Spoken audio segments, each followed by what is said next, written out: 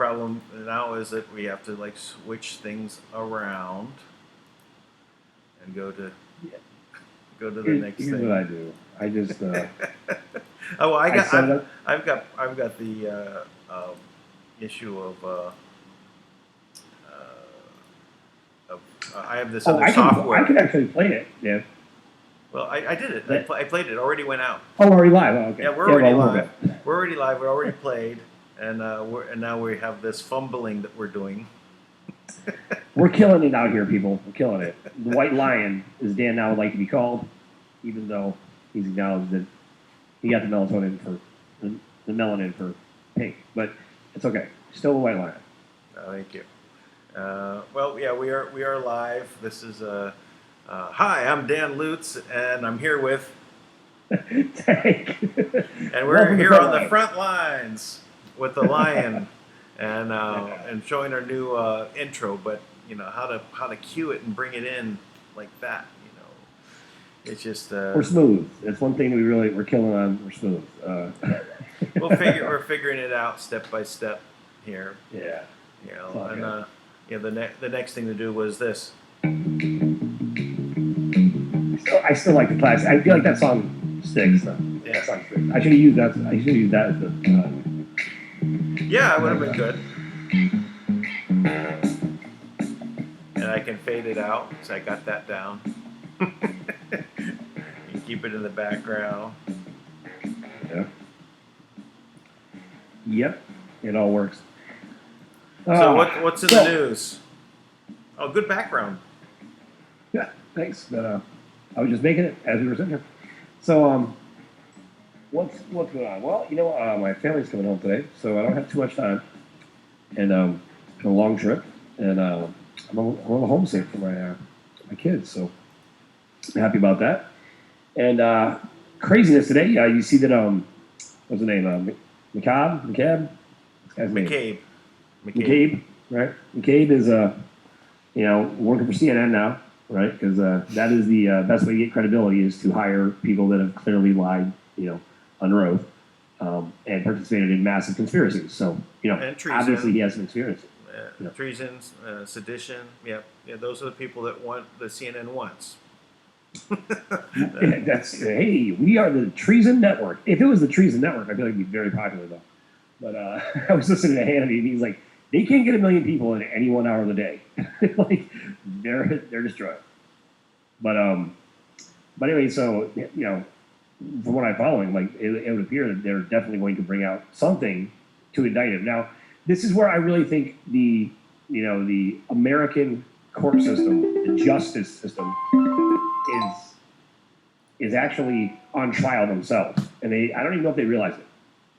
But in our network, we are directly involved with 3 different cases, major cases that are huge constitutional rights violations.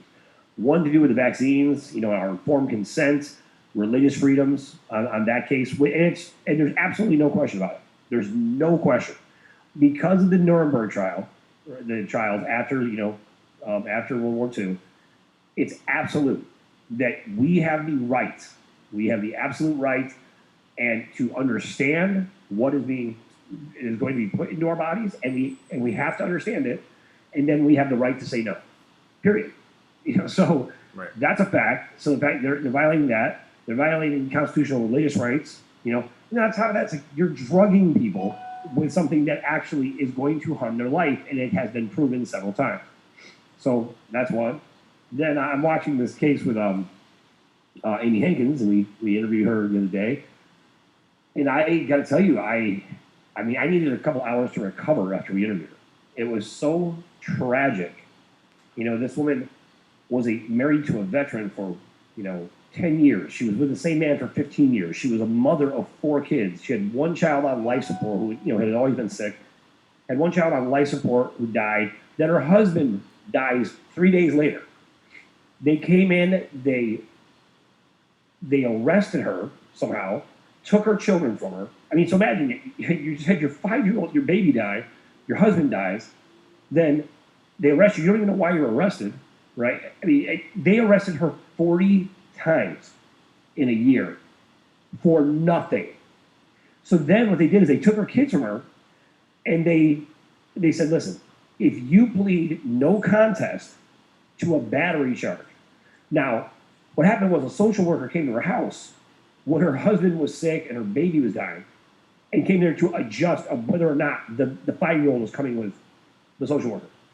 Who was on his deathbed? The baby. So she basically said, get out of my house. They tried to label that assault or a battery because she told her to leave her house, right? And then they arrested her 40 times after that. They just kept harassing her. And you could tell when you talk to her, she's like, I don't know why I was arrested. Like, they just kept harassing her. Every single thing she would do. A cop at one point kicked in her door and called her a dope whore, and then told the child, I'm your mother's new worst nightmare, right?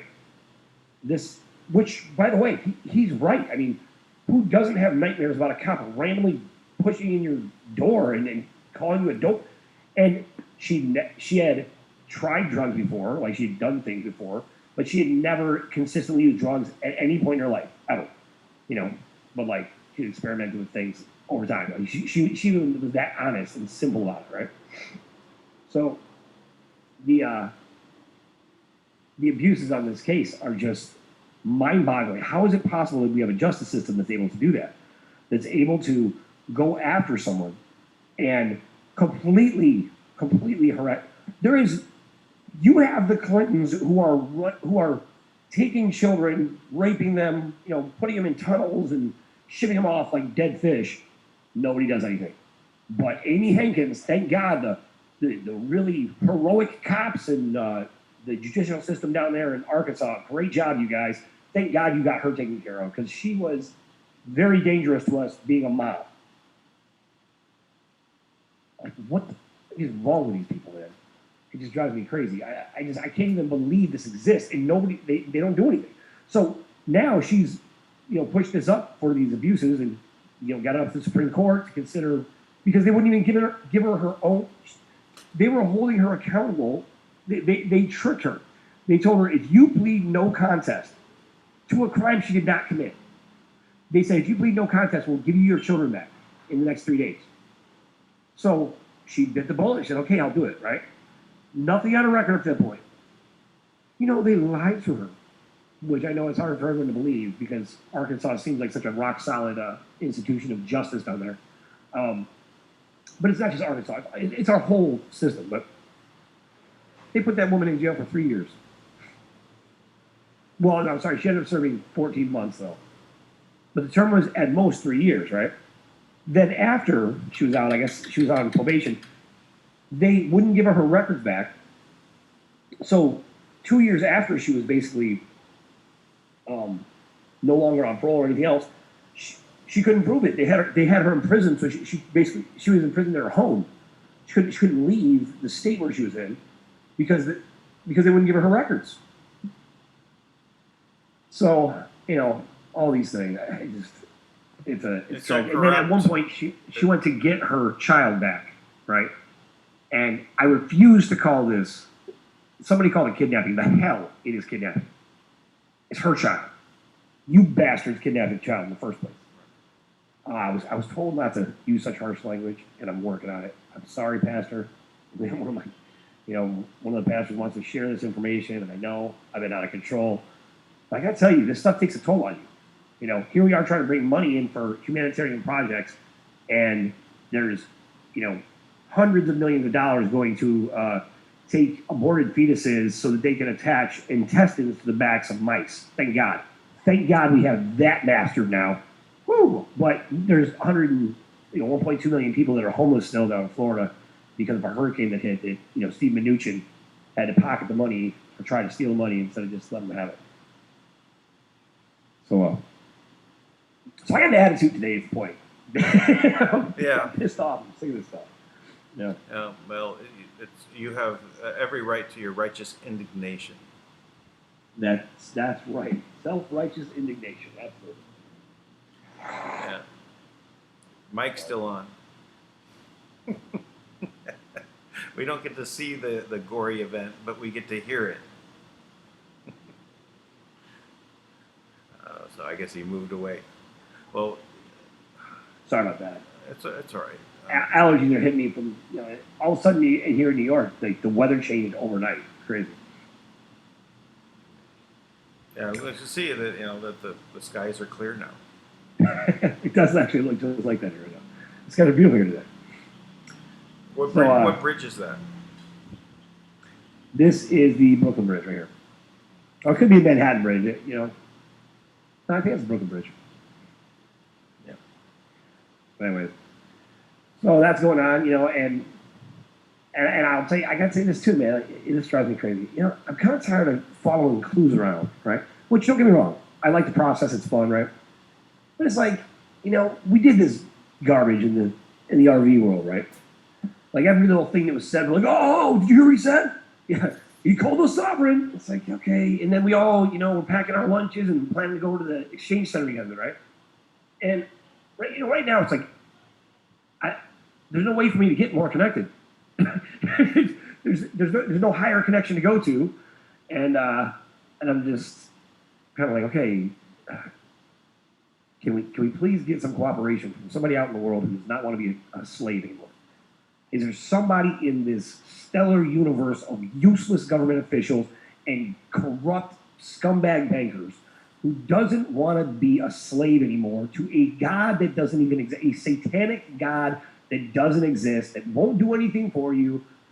All they want to do is kill and eat people and whatever else. Nobody wins. Like, why stay on that program? And then it doesn't even matter because you guys screwed yourselves anyways, because every time we cut a deal with you, you stole the money. It's like the money came in, it's like, hey, now we can help people. And they're like, no. They try to take it. It's like, come on. Like, there's kids starving all over the damn place. Do something right with your life. God, make amends, repent. Yeah, it's like they don't have enough money, right? Obviously, if they had more, their lives would be so much better. They could buy things they couldn't buy already. Yeah. When they're buying everything they need, they're good. What are they looking to do? How many more zeros can they add to the end of their account, right? It adds up to zero. It's just virtual garbage. It's a stockpile of garbage. It's a stockpile of bad karma, and it's sad to me. People in and of themselves are not bad, but if you constantly put good people in bad situations, you ruin one of the core principles of being human, and that's trust.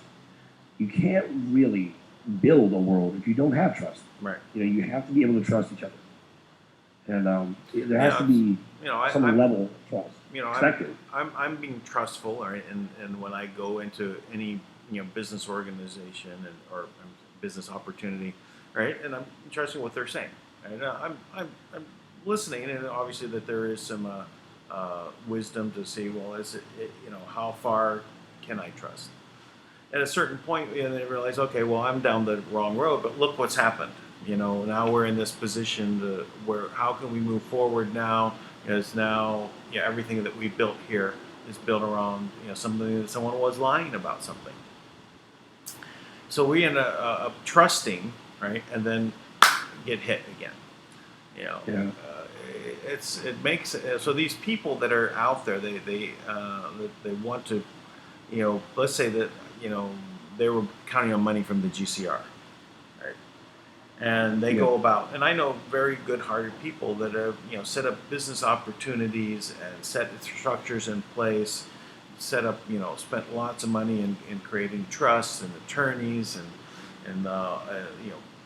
put acquisition letters together to buy this business and this business what they're doing, because it's all going to happen right now, and then it doesn't happen. Then it's about how much you have to put effort into supporting the lie.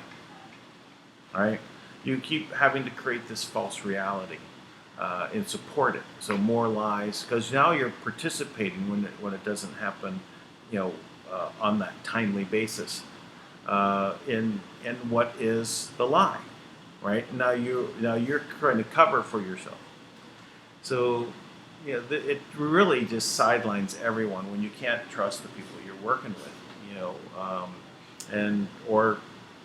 or because they have bad intentions. Now it's the good people that come into the middle of it, and they base it on what is not going to happen. So very difficult. Yeah, very difficult. I gotta be honest. It is right now. It's taking a toll on me. We went to do a video on this today. Not on this, but just I wanted to talk about really how important it is not just to have laws, but to have them enforced equally on everyone, right? Because that's part of the problem we have across the board is that you have these institutions that they have no respect for, the laws. They obviously break them right in front of us, and it just seems like no one even says anything, and it just happens over and over and over again, and that's a really hard kind of pill to swallow for me, that you have real criminals that are rampant, they're just anything they want to do, and they're organized by the government. They have right now it is an absolutely criminal activity to take the ingredients that are in these current vaccines and allow these to go into a child's body. No parent would do that. The proof of that is Bill Gates, the master of genocide, the genocide remix maker, right? Who's like all about like, hey, vaccines will help us reduce the population by 15 to 20%. Huh? Yeah. How about that? How does that make sense? In what world does that make sense? Right? Unless you're putting poison in them. Right? That's the only way it makes sense. So, and it's amazing to me how many people can hear that same statement and not lose their damn mind, because we should. That is the appropriate response. We should be mad. We should be thinking about this. Why would you do that? Why are you trying to make it? Why are you trying to use my children to reduce the population? So, my generation doesn't move forward? Is that to me is infuriating. Everything about reducing population, is abhorrent. We're supposed to be fruitful and multiply. We need to go out and create. We are not overpopulated. We're very creative in how we can actually handle things. Talk about pollution. We've reduced pollution so much. We're going to reduce it more. But to talk about that we're the problem and making us the problem when we are actually the solution. We can do whatever we set our minds out to do, and we have. It's a ridiculous. It is the fact that there's this. I don't even know who it was. One of these reporters was talking about how I asked President Trump the other day if he believed in climate change. And you know what? He just walked away. I'm like, jackass. First of all, asking someone if they believe in climate change is like asking them if water is liquid. Okay, it's a ridiculous question. It doesn't deserve a response. The climate always changes. That's not even a question. There was an ice age, which we're currently in, an ice age, right? And that can change. That will happen. That has nothing to do with there's too many people breathing. Because that's what the whole global warming agenda is. Yeah. There's too many people breathing. That is a problem. The X-22 report, they basically brought up that from the 1970s, an article he was reading about, it's a global cooling, right? So we're going to actually have this ice age, right? And we're doomed within 20 years. I remember that when I was a kid, right? And in Pennsylvania, and it being, snow, right? And I said, oh, it's starting, the global cooling, right? And we're going to have an ice age, So what is that going to look like? So then then I noticed that, okay, 10 years went by, 20 years went by. Oh, what happened? Oh, no, now it's global warming again. And then it went back to global cooling. No, climate change. Climate change is called weather. We have weather. Right. That is exactly it. We have weather. And we need to, deal with weather on not by treating it as the enemy, but managing, how we deal with things in weather. And it's not about, nuking a hurricane, right? Which they put out there. Oh, Trump wants to nuke a hurricane. No, it's about understanding what weather is, doing predictions that are weeks out, months out, what it's going to look like. But to say what it's going to be like out years, there's no way for us to really know. And now they alter the data. Right? They've been caught altering the data. It was actually a plan to do it to support this idea of climate change, and that they need to do a carbon tax so that they can tax people's breathing. Because when we breathe, we put out carbon. Everybody in the mainstream media who continues to support this agenda should all be shot. I'm sorry. They think about it. They are continuing to constantly perpetuate a lie so aggressively that if you say you don't believe in global warming, or you try to explain it any other way, people will look at you like you are absolutely retarded.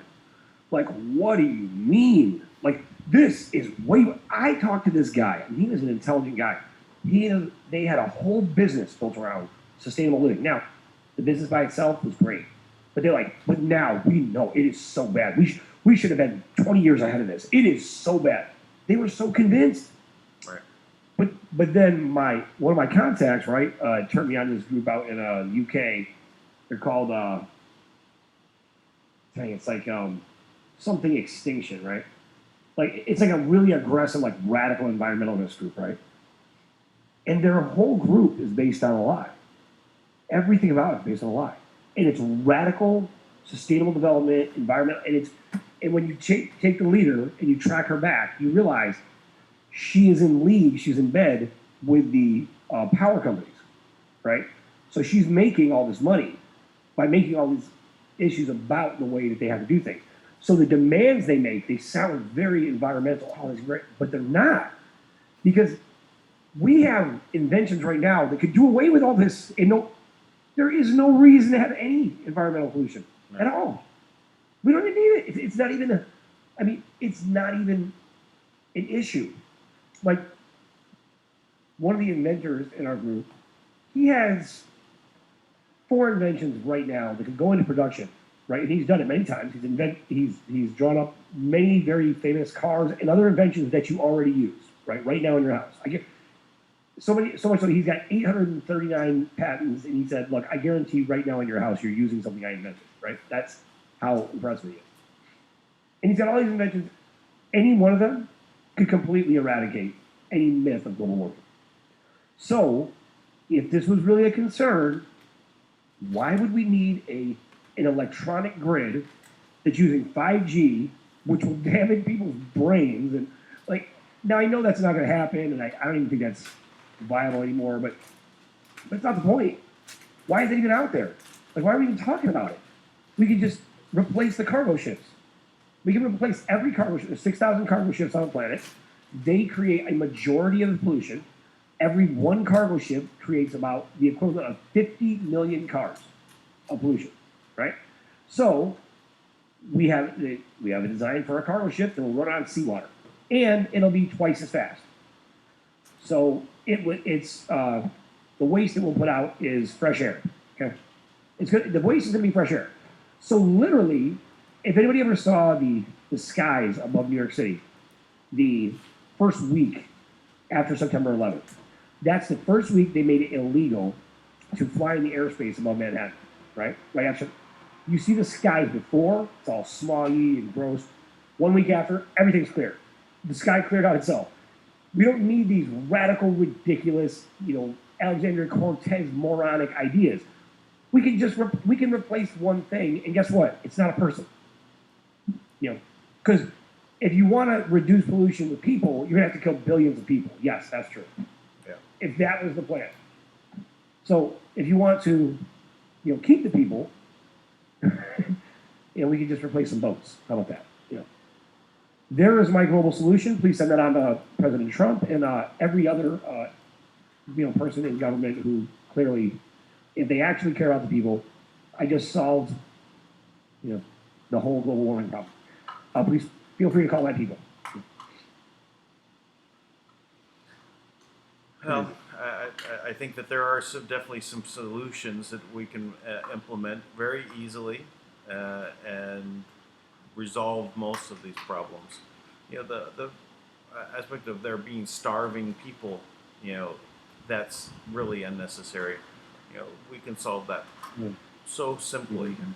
It's just distribution, right? And we have the abilities to do it. It's just that there's greedy people get in the middle, right? And they're the ones that are stopping it. Yeah. We make a financial system that actually rewards the things we want, like everyone being fed. Yeah. Keeping people starving. We got some basics we can work with, right? How about I want my water without neurotoxins. I'd like to start there. Does anyone disagree? Does anyone else want more neurotoxins in the water? I think we can all agree no neurotoxins. We can food, with full nutrients, not modified, real nutrients that we need. And we start with the basics.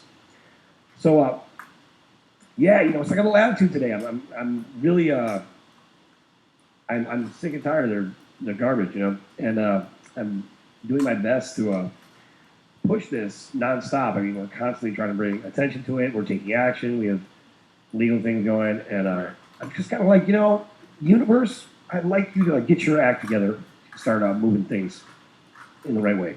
That's my request to the universe. So I'm sure my energy workers will not be pleased with my attitude right now. So, but hey, anybody, you can say anybody, I guess. It's all right. We got to blow off steam here and there. So, I'm very hopeful for the things that I see happening. On the world stage with Trump and China and the defeat of communism. I think that's really what's. I watch more. Steve Bannon came out of the gate, right, and has done interview after interview after interview now, bashing the CCP, Chinese Communist Party, saying it's a terrorist organization. It's on top of the Chinese people. The Chinese people are wonderful. They're burdened by this CCP, and this is the battle. They're going after communism. The deep state religion of communism, fascism, sadism. They're all intertwined, and that is the battle that's being waged, and we can see it. So for Steve Bannon to be right there, I mean, he's one of the generals from on Trump's side. Him coming out, boom, boom, boom. Some of these are also, he's talking about he's relating that the people in Hong Kong, especially the young adults, the millennials that are out there protesting, he's relating them to our founding fathers, right? The ones that basically fought for the independence from England. So this is happening at this level, and we're seeing it unfold. So I think they're really going right after communism. And no matter what's happening on the the side of the trade war and all this, underneath that, what's really pushing this is to remove communism. And China can be a wonderfully prosperous nation, right? If they're not looking to dominate and take over the world. Right. Yeah, and that makes sense because this is So you have the Chinese elders that are running the Communist Party, and they're trying to implement communism all over the world. This is the goal, right? This is the dream, right? To make a one-world government where, the Queen of England told Dr. Rima, she said, "Oh, the culling, the great culling is coming. Get rid of all the useless eaters." But she said it with an English accent, so I feel like it probably didn't sound so bad. But So is the Queen on the good side or the bad side? I thought she was dead. We got reports that she was dead. But that's happened many times, I guess, where people thought the Queen was dead.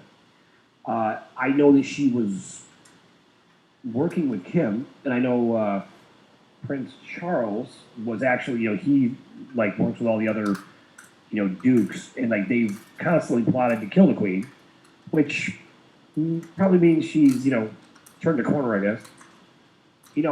I actually the real Prince Harry, right? So when Prince Harry was 8 years old, the real Prince Harry was 8 years old. He threatened to, I guess, go to the public and tell them that Prince Charles was not his real father. That is, and so what they did was they swapped him out with the Duke of whatever, like another kid who's the same age and had the same color hair, like another royal kid. Swapped him out, and then so he was at the other. So he died. He got killed because he kept threatening to come out. He was trying to tell people like, no, I'm the real Prince Harry. So I thought it was pretty funny. I mean, it's not funny. I'm sorry, but I was like, wow, what drama in the royal family. Yeah, well, I get it. Yeah, I mean, if we're watching a movie, it's you can see the humor in it, right? But it's not a movie, right? With real life implications, and someone ends up dead. What happened with Princess Diana, whatever is going on. It's like this. It's all power plays, right? How do they maintain power? How do they keep it going?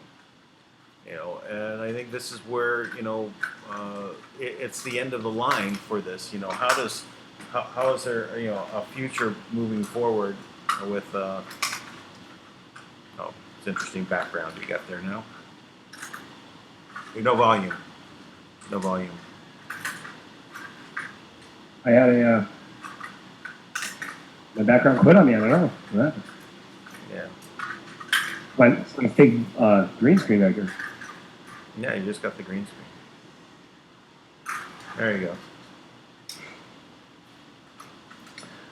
So yeah, I mean, all this stuff is it's just insane. Who's who and what's what, and who's gonna operate the right way. But I agree with you. I think Steve Bannon coming out and speaking up for Trump, that's great. Well, it's very coordinated, right? That's what I mean. When Trump hit on those sanctions, and he came out with that, push that out there in there as an emergency situation, and then when I read it and it said, "Oh, you can switch to the gold standard with this," it's like hallelujah, hallelujah, with my background right here. So what has to happen for him to implement? Is that implemented now, or he's just got to declare it. He hasn't declared it yet, but this is his MO, right? He's doing this. He presents what the problem is. It's an emergency. Hey, it's an emergency. I'm going to declare it's an emergency. So right now he's just saying, hey, it's an emergency. Hey, it's an emergency. Well, actually, it's been in a state of emergency, right? Or I guess it has to be an economic emergency. It's the economic emergency. This goes back to the Trading with the Enemies Act. Was it 1917 or something like that, where basically also made all of us enemies, all the people enemies, that's in a time of war, right? But the Economic Emergency Act is in the time of peace. So he gets basically wartime powers in peace time, when there's no military conflict, and that's there is an emergency. I mean, this really needs to happen immediately. There is a scourge against humanity that runs the banks, that controls everything, and they're trying to kill everybody. Please, President Trump, declare a freaking emergency already. Get it done, man. Somebody in the world. If you do it, I'm sure other people will come on board. Like, holy crap, President Trump just declared a state of emergency. He's finally calling this what it really is, right? He's actually going to side with the people. That's the big thing that really, to me, stands out. Yeah. Like, hey, whose side are you on right now? Yeah, he's doing it. It's now. August was the time of the hot month, right? And this has become very heated, and so I think something will happen in Hong Kong. The Chinese Communist Power will basically react probably this weekend, because it was 1.7 million last weekend in the rain, out of a population of 7 million.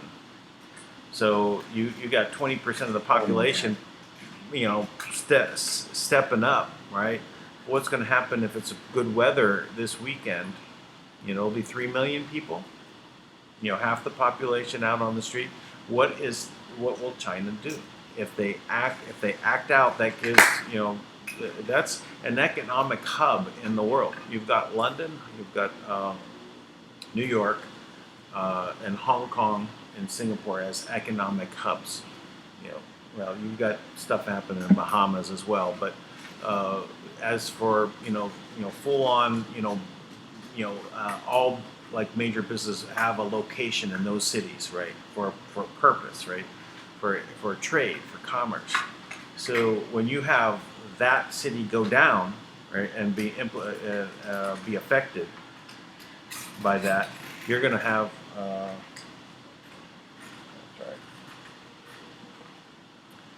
when you when you have those things in happening, that's humanitarian issues, right? You're now they're going against the agreement that was put in place, with the British and other international groups when Hong Kong was turned over to China, and it was supposed to be ruled for 50 years in this dual system, right? And if they're now pushing to be able to extradite people from Hong Kong that the Chinese government wants to get out of Hong Kong, and put into prison somewhere, then they violated it. So now this is going to be an instance of international concern because of the humanitarian aspects of it. And then this will really put on trial the Chinese Communist Party. And if this now, then that's, and I think that's what this is really about. This is the front line of taking out communism worldwide. And that's why Bannon coming out, boom, boom, boom, boom, boom. I mean, it's like I've seen 4 interviews with him. One was in Hong Kong, or it looked like a Hong Kong reporter. And he's still dealing with real interviewers, not mainstream media, fake news people, right? He's literally, seeding good interviews in with groups that really are looking for producing good content, about what the real truth is. And so we see that this is now unfolding. I think this is going to be something that is going to help everybody moving forward, see what's going on in China, and then the Chinese people will also hear about it, right? Because of this conduit that comes from Hong Kong. I think that's one of the reasons why they need to clamp down on this social score stuff. If people say, well, Hong Kong's free, they're able to do things. How can they, clamp down on their people? It's like they need to clamp down on Hong Kong at the same time, because if it's getting more tight, as they do this social score in China, where if you have a bad reputation in China, you can't even get on a bus. Right? You're outside, and you're either with us or without, or you're out. That's the system that they're putting in place. So people are not going to put up with that, especially when they have this conduit to Hong Kong. So I think that the Chinese Communist Party is going to have to react against Hong Kong, what's going on there. And when they do, then we have the economic emergency. Then we go to the gold standard, and then we're off to the races. That's what I think. I think that's when we'll see really the being able to access the asset-backed system that Kim is putting in place. So I hope it's now. I do too. Here, I put these stats up there for everybody to take a gander at. Quick. They're kind of important. Yeah, really, it's kind of hard to read it, but no, let me get it there. Let me get it right. Oh, there it is.